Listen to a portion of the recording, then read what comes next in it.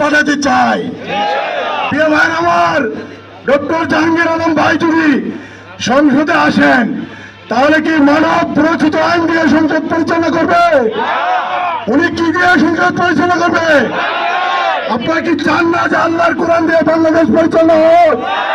কারখানা চালিত আল্লাহকে দেখান যদি তাই চান।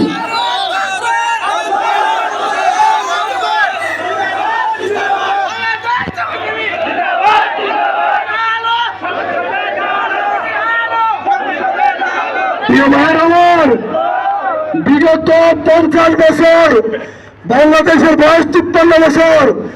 এই 53 বছর বয়সে বাংলাদেশে কোরআন দিয়ে কোন রাষ্ট্র প্রধানমন্ত্রী দেশ পরিচালনা করেছে?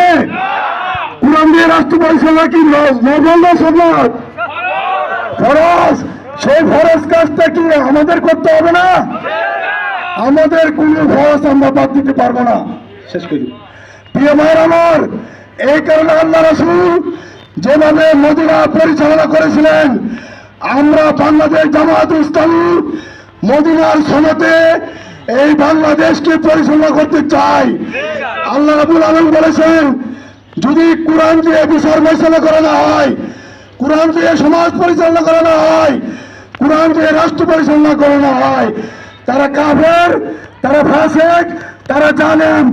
ওমান লাম ইয়াহকুম বিমা আনজালাল্লাহু ফাউলাইকা হুমুল কাফিরুন, ওমান লাম ইয়াহকুম বিমা আনজালাল্লাহু ফাউলাইকা হুমুল ফাসিকুন। আসে না কোরআনে?